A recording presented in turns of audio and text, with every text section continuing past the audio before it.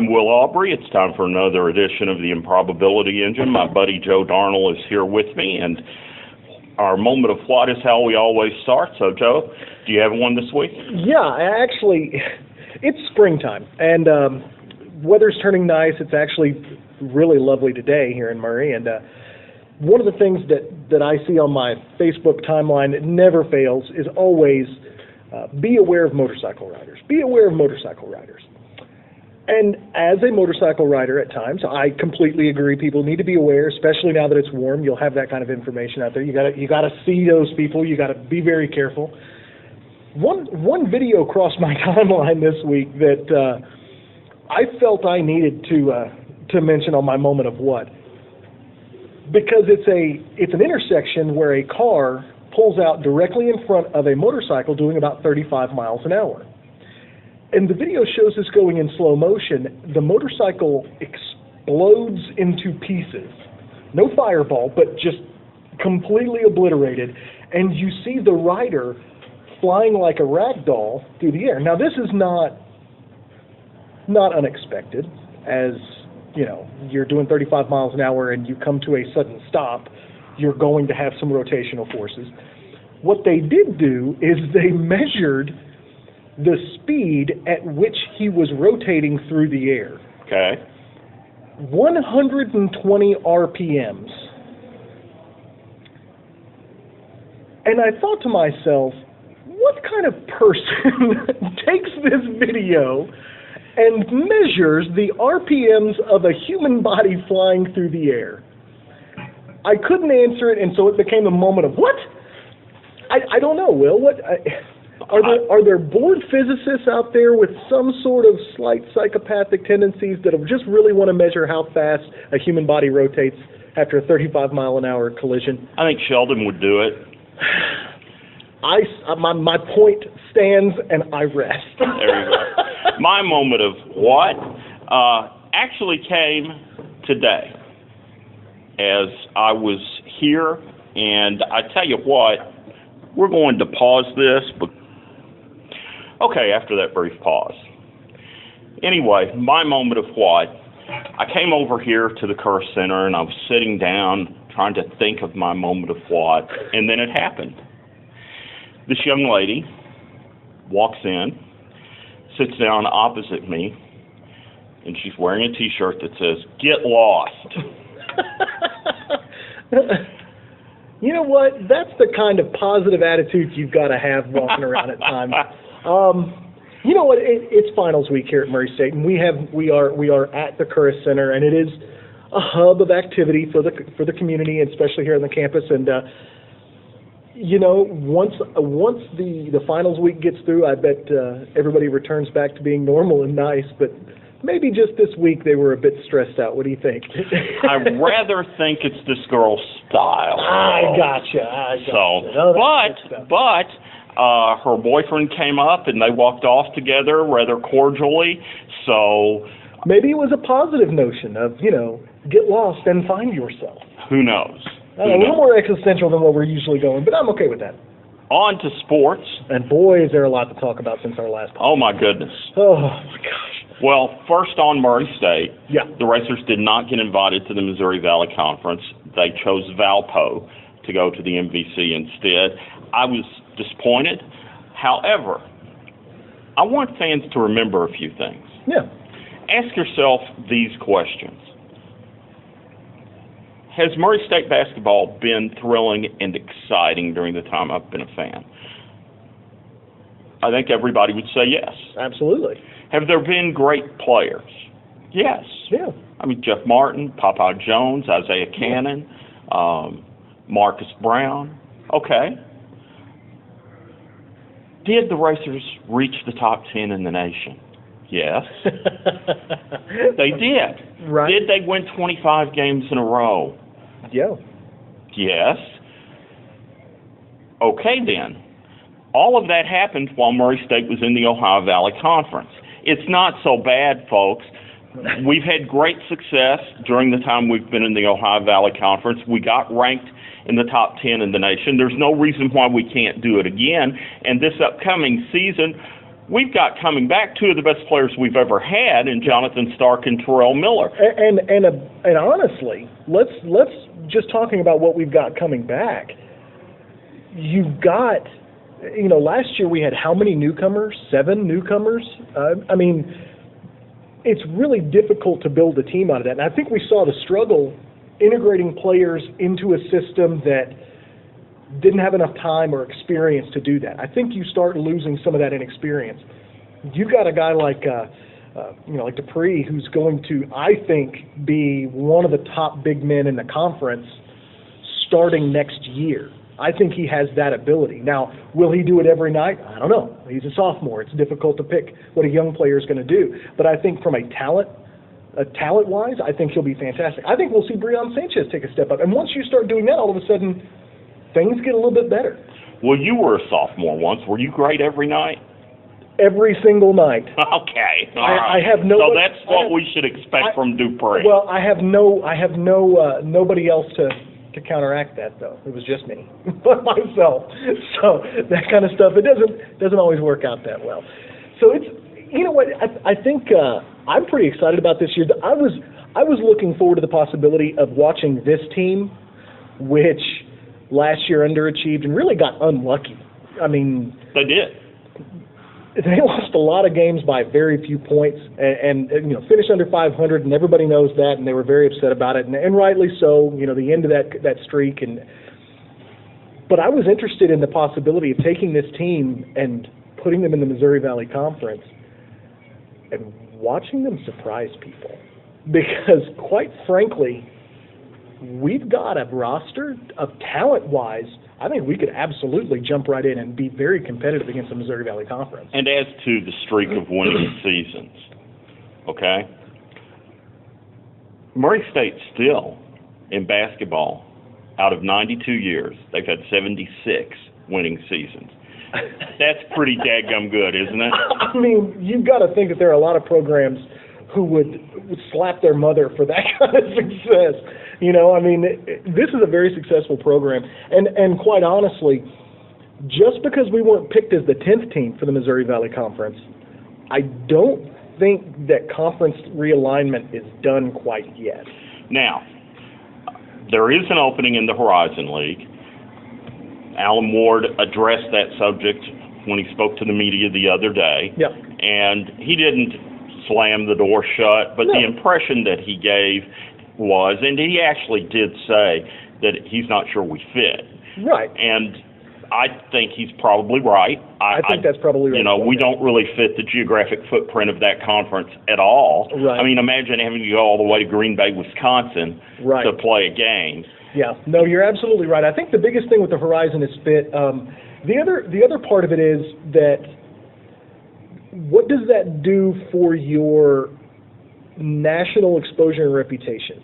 That's a big part of this conference move, is getting into a situation where, A, you're with like-minded universities, not just from an athletic standpoint, but also from an academic standpoint.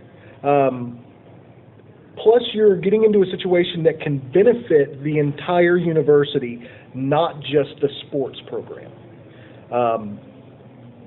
I don't know that there's positives in moving into Indiana. We've seen that with the greater Evansville area. A lot of students come from the greater Evansville area, a lot of great students, a lot of great athletes are coming from that area, especially as it comes to the soccer team. And with a couple exceptions, I don't see that in the Wisconsin area. That one doesn't necessarily blow me away. That's not to say that you can't have positives from changing conferences. But I don't think the Horizon League is the league that you want to go to, because we don't fit geographically and because the league's in decline. Why would you go to a league that's in decline? If you look at the Sagarin ratings, the OVC East was actually ranked higher in the Sagarin ratings than the Horizon League. Right. And so to me it makes no sense to go there. But the Missouri Valley Conference is continuing to look at the possibility of going to 12 teams. Right. And that's something that's been fairly widely reported. Absolutely. Multiple sources from all over the place have have made mention of that fact. I don't know how. I think the biggest obstacle to that is finding Team 12. It's not finding Team 11. It's always going to be finding Team 12. I mean, it's, in business they talk about marginal dollars. That dollar that's the last one that you're gonna put forth, and that 12th spot is important. And I think there are a few schools that could fit that. Well, I think Northern Kentucky might make sense. The downside there is that it's so far to the east. Right. Yeah. I mean, we would be the southernmost team in the Missouri Valley Conference. Northern Kentucky would be the easternmost team. Well, right now, the biggest geographic outlier for the current Missouri Valley Conference is Missouri State and Springfield. Right. I think that's pushed the look at, Missouri, Kansas City. Maybe even Nebraska, Omaha, although Omaha's not really all that close to Springfield. You're at least trying to go onto the western half and expand. The problem is there's just not a whole lot there. Well, and the team they want is St. Louis. Absolutely. That's dead center. I mean, that's about as central as you can get. I don't see St. Louis leaving. I mean, St. Louis has aspirations to move into another conference besides the A-10, and they want to go up. They want to be the westernmost private school in whatever conference they're in. But the problem with that is they're not very good right now. No. I mean, after Rick Majerus, who, let's face it, one of the greatest coaches in college basketball history, a fantastic coach. What he did at Utah was amazing. They've hit the skids. I mean, it's tough. It's a difficult situation to be in. And the Atlantic 10's not the Atlantic 10 that it was 20 years ago. That's true, but it's still probably slightly above the Missouri Valley Conference. I think that's probably right. Now, you've got to balance that. You mentioned Rick Majerus, and this is kind of getting a little far to the side, but it's funny, so you don't cut funny. Right. One of my favorite Rick Majerus stories, and Al McGuire told this story. Majerus and Al McGuire were having dinner, and he told Al, he said, never marry a beautiful woman. And Al said, why? And he said, well, she'll leave you. And an ugly woman might leave you too, but who cares? Oh, my goodness. No, that's pretty funny. The issue that you have when you're talking about conference expansion is you've got to run the gamut. It's a lot like that analogy, the joke that you just made. You want to find the pretty girl, but you got to have one that, there's That's more true. to it than that. You want one that may stay. Right. You want one that would improve your league. Absolutely. And, yes, that's exactly right. It's interesting that the team that they really covet is St. Louis, and how would Racer fans react if Murray State got in, St. Louis got in, and the tournament's in St. Louis every year? Right. Private school with a home court advantage. Yeah, Does that sound familiar? Yeah, that's exactly what we want. I think the good part of that is we have a history of beating Travis Ford, who's the coach at St. Louis. So that's a little bit different. I look at that. There are a few schools you can look for. Of course, St. Louis is the number one, but unless something drastic happens, I don't see them leaving the A-10. I think you're probably right. Numerous schools have been mentioned. Texas Arlington, Milwaukee, Nebraska Omaha, Missouri Kansas City, Arkansas Little Rock has been mentioned. That's so far south.